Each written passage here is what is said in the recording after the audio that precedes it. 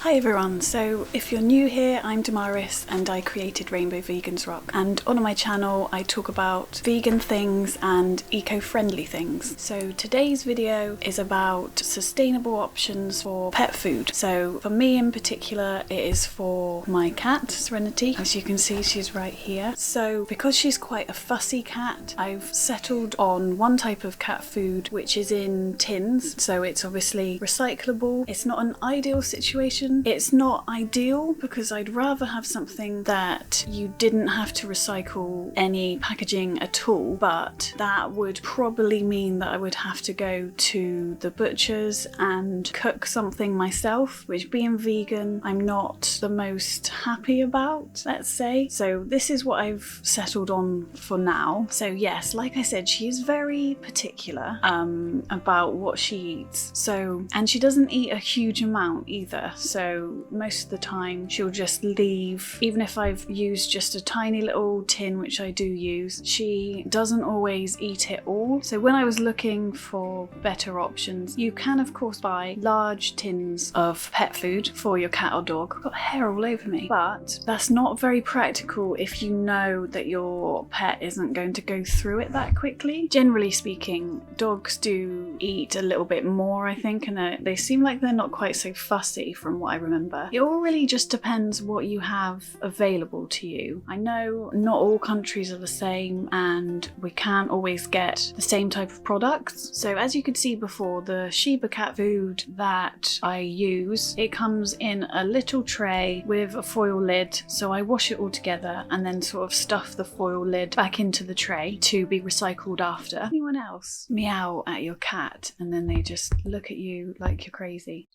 Just me? So dried cat food, generally speaking, I think a lot of them are actually in cardboard, which is good because that can obviously be recycled, but it's certainly in the UK anyway, it's easier to find cardboard dried cat food. So at the moment she is having a mixture between Whiskers and some Scrumbles. So Scrumbles is a UK company. They are B Corporation certified as well, which is awesome. I actually found them when I was hunting around for B Corp brands for my list. I'll link that here, but this one I found and I thought, okay, I'll check them out, and I was pleasantly surprised to see that they had some cat treats in paper packaging as well, which I thought was really awesome. I have actually probably for the last year or so been looking for some kind of cat treats which didn't come wrapped in plastic, so that was really interesting. I was glad that I came across them. Now, as I said before, Serenity is a little bit fussy, so I bought some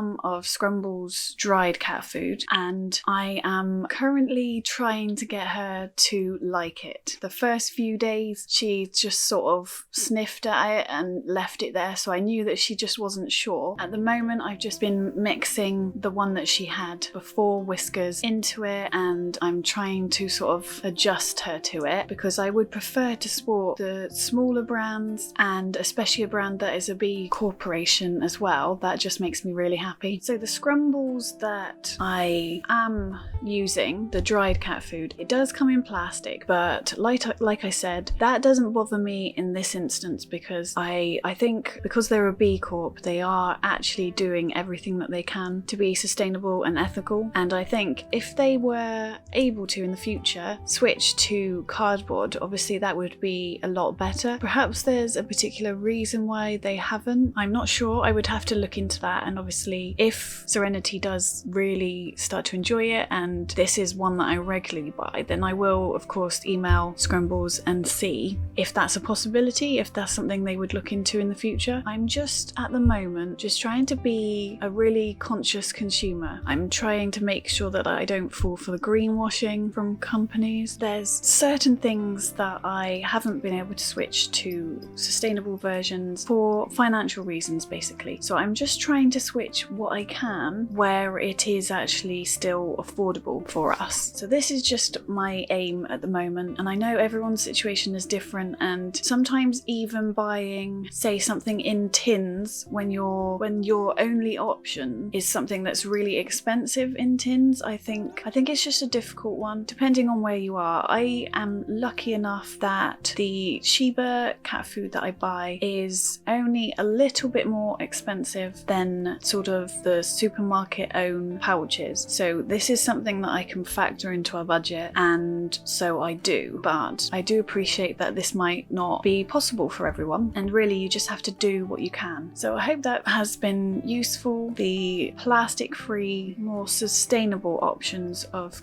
pet food. So there's just a few more things that I wanted to talk about to do with what other items you may need to buy for a pet. So obviously I'm coming from a cat perspective because I have a cat. So if you had a dog, then obviously there's other things that go along with that, like poop bags, more toys, that sort of thing that goes along with it. So obviously something to look into separately if you have any kind of other pet. But with cats, obviously the other thing that you may need is a litter tray and cat litter. So personally, I don't use cat litter anymore because Serenity goes out whenever she wants to. So that's fine. She does her business probably in the neighbours' gardens, but there's nothing I can do about that. So I don't need cat litter for her. But when I first adopted her and brought her home, obviously I did buy cat litter back then, and I used like wooden pellets. That was probably the most eco option that I found at the time. Now she obviously doesn't need it, but I did actually get the litter tray secondhand from somebody as well. So although it's plastic, it was still secondhand, and I got some use out of it. And when I get a chance, I'll probably do the same, either sell it or give it away. So toys is another thing that you may need to buy for a cat. To be honest, I don't buy toys at all, really. I did when I first got her. I had a few sort of toys and a scratching post, that sort of thing, but she generally plays with these little squashy fruit and vegetables that I bought for my children years ago. So she just plays with these little squash. Her favourite is the mushroom, which is really weird, but she just sort of hits it around the floor. And so I haven't bought her toys in ages because of this, but obviously if I was to decide to treat her to some toys or something, then I would look for the most eco options. At the moment, yeah, we don't really have a need for it. Her scratching post, she uses it a lot, but it's fine, so I'm not too worried about that. So one thing that is avoidable is medication. So if you have a cat that needs, or a pet even, that needs medication for some reason or other, I will first of all say that it's one of those things that is unavoidable. So whatever waste you create, whatever you end up doing, it's medication at the end of the day. It's the same as with us, you know, as humans. We might be trying to live a more low waste lifestyle, but if you have to take supplements and vitamins and medication, that's something that you have to take. It's more important than trying to be low waste, basically. So with Serenity,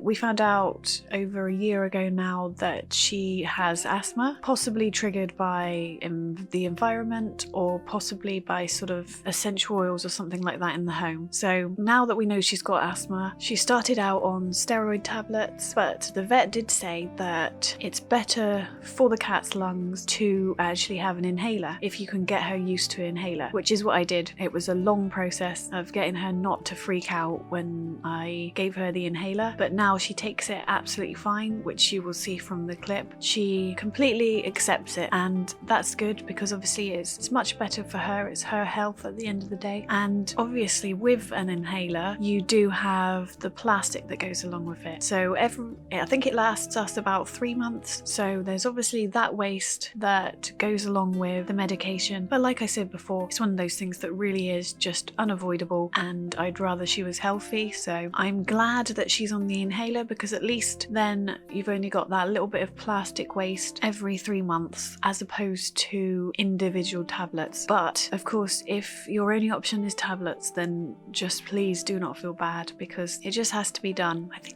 think that was about all I wanted to say. I'm hoping this will be a shorter video, but I guess editing me will find out. If you like this sort of thing, please do like and subscribe, because that does really help me out. Serenity obviously wants to say goodbye. I'll see you on the next video.